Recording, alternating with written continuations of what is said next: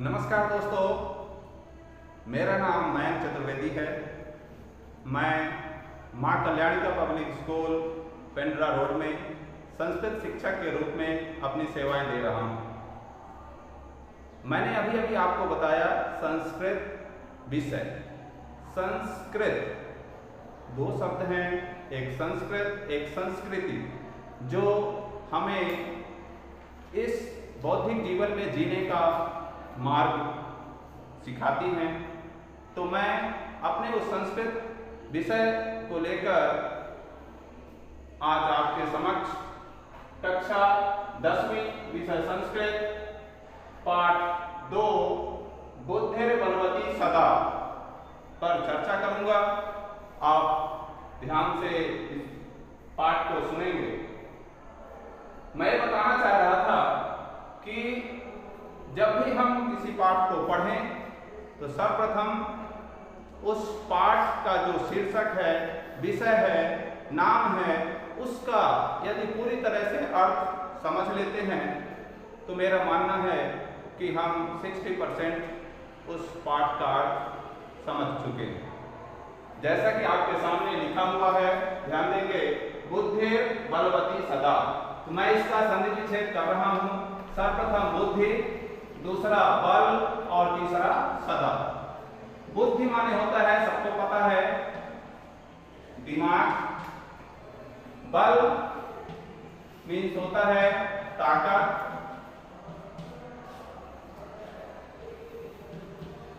और सदा तीसरा शब्द है आपके सामने, सदा माने होता है हमेशा। अब इसका अर्थ यदि हम सटीक शब्दों में कहें, हमेशा बुद्धि की जो ताकत है वो बलवान होती है। मीन्स यदि हमारे अंदर ज्ञान है, चतुराई है, तो हम हमेशा बलवान ही रहेंगे। बुद्धि के बल से हम हमेशा बलवान रहेंगे। तो ये जो पाठ आपके सामने है, बुद्धिर्बलवती सदा, इसमें हम आपको बताना चाहेंगे कि कैसे बुद्धि हमेशा बलवान रहती है। तो सर्वप्रथम इस कहानी को मैं आपके सामने पात्र के माध्यम से रखूंगा। ये एक देउल नाम का गांव था। देउल इस जगह का नाम है। वहां एक राजा थे। अब यहां दो शब्द हैं, आप समझेंगे अच्छे से।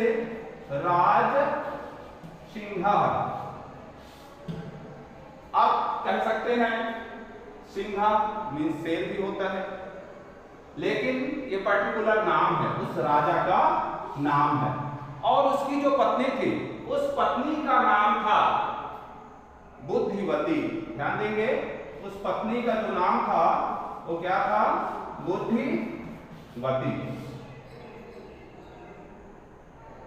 इसके बाद इस राजा और रानी के बीच दो पुत्र थे। अभी उनका नाम इस पाठ पे नहीं आया। और भी आगे चलते हैं तो मैं उस सारे पात्रों की सूची आपके सामने दे रहा हूं। जंगल का राजा, जिसे सब लोग जानते हैं, शेर, व्याघ्र के नाम से जाना जाता है। और वहीं एक सियार था।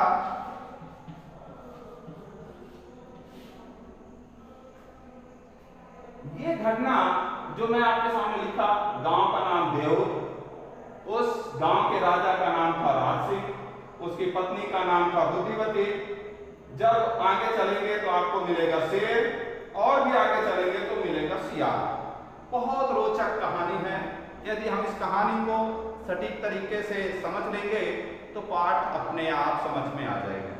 तो मैं इस पाठ की कहानी की शुरुआत करता हूं, ध्यान से सुनेंगे। देउल नाम का एक गांव था।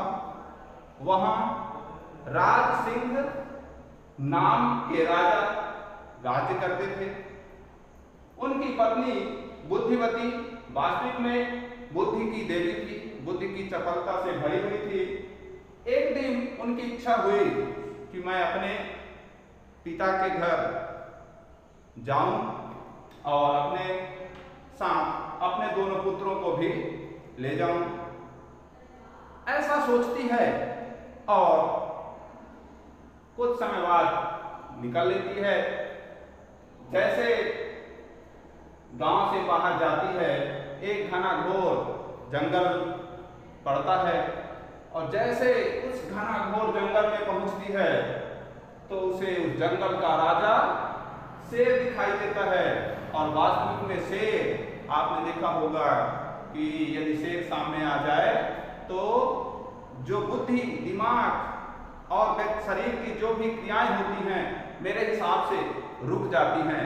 लेकिन जिसके अंदर ये बुद्धि, दिमाग, चतुरता कूट कूट कर भरी होती है वो बहुत बुद्धि और दिमाग और हिम्मत से काम लेता है।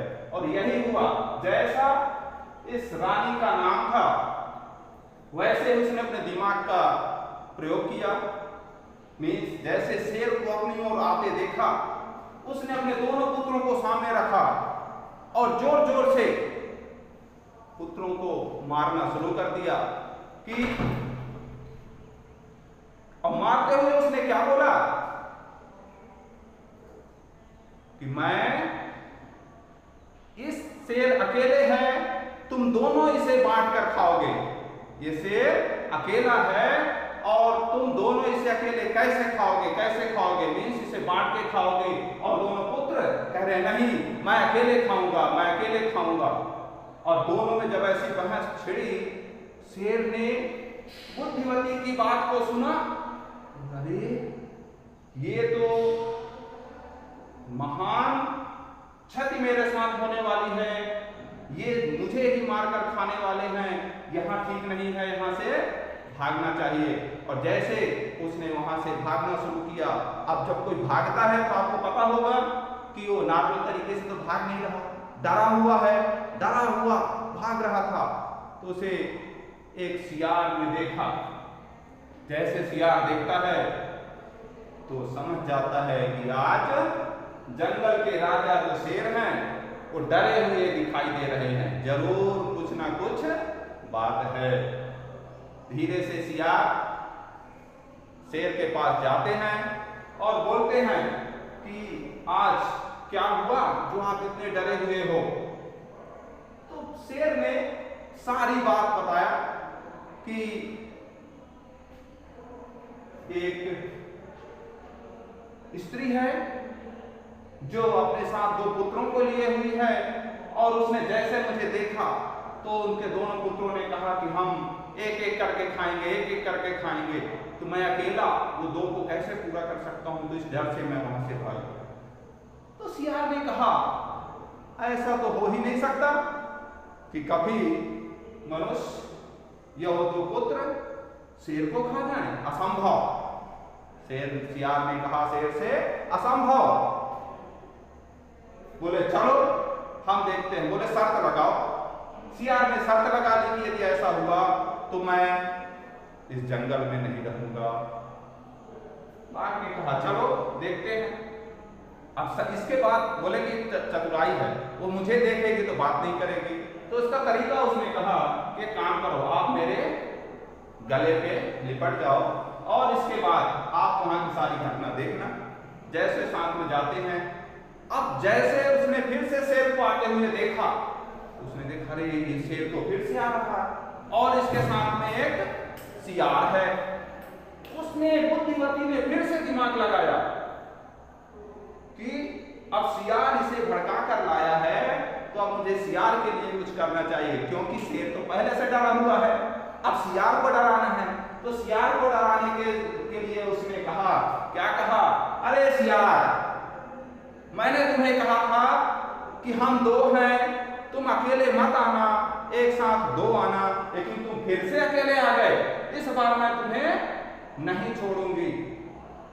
जैसे उसने बुद्धिमती की बात को सुना, शेर ने कहा ना बाबा ना, इसमें तो सियार की ही चाल है। इसने अपने को बचाने के लिए मुझे इसके पास भेजा था और पुनः लेकर के आया है, अब मुझे इससे भी छुटकारा पाना है। उसने तुरंत सियार को गले से छोड़ा और वहां से पुनः भाग गया। अब आप देखिए, सर्वप्रथम इस बुद्धिवती ने शेर को अपनी चतुरता से भगाया। तत्पश्चात जब सियार उसे लेकर के आता है, तत्पश्चात ये शिक्षा मिलती है कि हमें बुद्धि और बल से हमेशा अपने काम को करना चाहिए। यदि हम बुद्धि के बल से कोई कार्य करते हैं तो 100% उसमें सफलता मिलती है। इस कहानी के माध्यम से मैं आपको ये बताना चाहा कि बुद्धि हमेशा बलवान होती है और अपनी इस वाक्पटुता से, इसके कई सारे तरीके मैं आपको बताऊं। यदि व्यक्ति बौद्धिक तरीके से कमजोर है तो उसका जीवन एक तरह से व्यर्थ है, लेकिन यदि वो शारीरिक रूप से कमजोर है और बौद्धिक रूप से स्वस्थ है तो निश्चित ही वह सफल है। और एक सफल जीवन के लिए बुद्धि का होना, साथ साथ शारीरिक स्वस्थ होना, ये मनुष्य के जीवन की बहुत बड़ी उपलब्धि है। मैं पुनः आपसे आग्रह करूंगा कि जब भी हम कोई पाठ पढ़ें तो उस पाठ का शीर्षक, उस पाठ की महत्वता को समझें और अपने जीवन में उसको उतारने का कष्ट करें। मैं आशा करता हूं कि मेरे द्वारा बताया गया यह पाठ आपके समझ में अवश्य आया होगा। बहुत बहुत धन्यवाद।